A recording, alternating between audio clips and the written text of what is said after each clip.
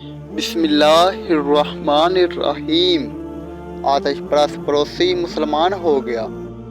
حضرت مالک بن دینار رحمۃ اللہ علیہ صدیوں پرانے بزرگ ہیں۔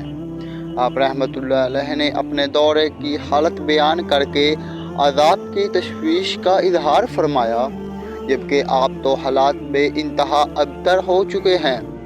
سزا کروڑ افسوس، اب تو مسلمان کی بھاری اکثریت ایک دوسرے سے بڑھ چڑھ کر دنیا کی شیدائی ہو چکی ہے، اور حالات اتنے خراب ہو چکے ہیں کہ کسی کو نیکی کی دعوت دینا بجا نیکی کی دعوت دینے والے کو ضابطہ مخالفت کی جانے لگی ہے، اور برائی سے منع کرنا تو بہت دور رہا، اب تو خوب برائی کی دعوت پیش کی جاتی ہے۔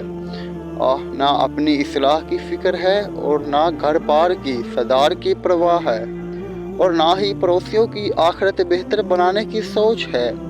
بہرحال ہمیں چاہیے کہ ہم خود سدھرنے کی سعی کے ساتھ ساتھ دیگر اسلامی بھائیوں کو بھی نیکی کی دعوت پیش کریں، نیز اپنے پڑوسیوں پر بھی انفرادی کوشش کیا کریں۔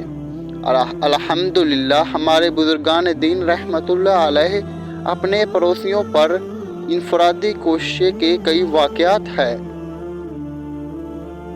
چنانچہ شمعون نامی ایک آتش پرست حضرت حسن بصری رحمۃ اللہ علیہ کا پڑوسی تھا۔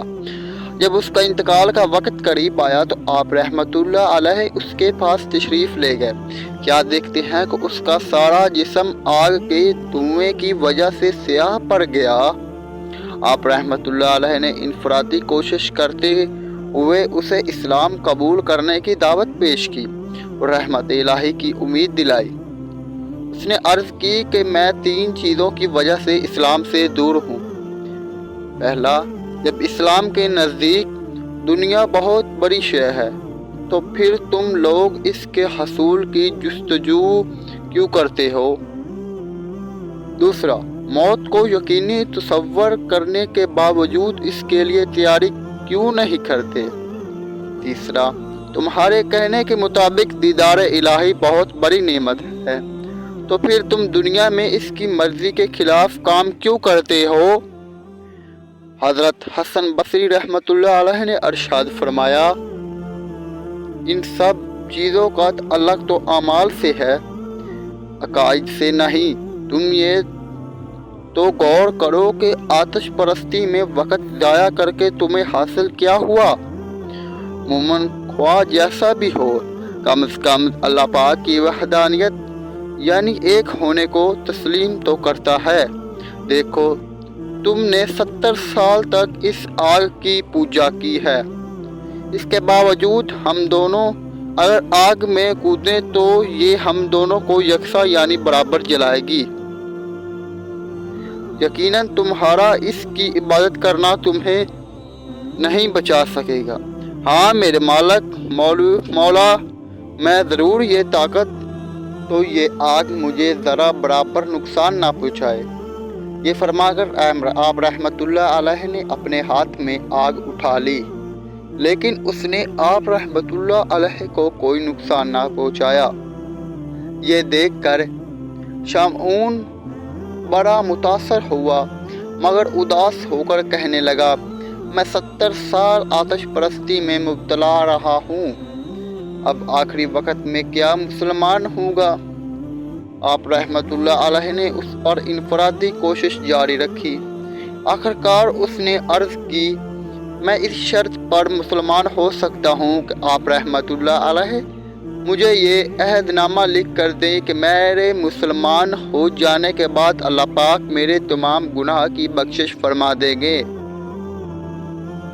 آپ رحمۃ اللہ علیہ نے اسی مضمون کا عہد نامہ لکھ کر اس کے حوالے کر دیا، لیکن اس نے کہا، اس پر عادل لوگوں کی گواہی بھی درج کر دیں۔ آپ رحمۃ اللہ علیہ نے اس کا یہ مطالبہ بھی پورا کر دیا۔ اس کے بعد وہ مسلمان ہو گیا اور وصیت کی کہ میرے مرنے کے بعد مجھے آپ رحمۃ اللہ علیہ خود غسل دے کر یہ عہد نامہ میرے ہاتھ میں تھام دیجیے، تاکہ میدان محشر میں میرے مومن ہونے کا ثبوت بن سکے۔ یہ وصیت کرنے کے بعد اس کا کلمہ شہادت پڑھا اور اس کی روح قبض عنصری سے پرواز کر گئی۔ آپ رحمۃ اللہ علیہ نے اس کی وصیت پوری فرمائی۔ اسے شب آپ رحمۃ اللہ علیہ نے خواب میں دیکھا، وہ بہت قیمتی لباس اور نقش نگار میں مزین تاج پہنے جنت کی سیر میں مصروف ہے۔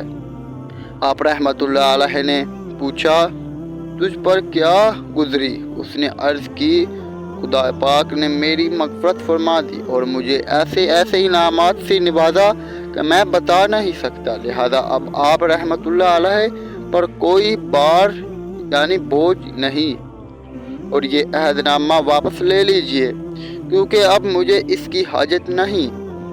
جب بیدار ہوا تو وہ عہد نامہ آپ رحمۃ اللہ علیہ کے ہاتھ میں موجود تھا۔ آپ رحمۃ اللہ علیہ نے اس کامیابی پر اللہ پاک کا شکر ادا کیا۔ اللہ پاک کی ان پر رحمت ہو اور ان کے صدقے ہماری بے حساب مغفرت ہو۔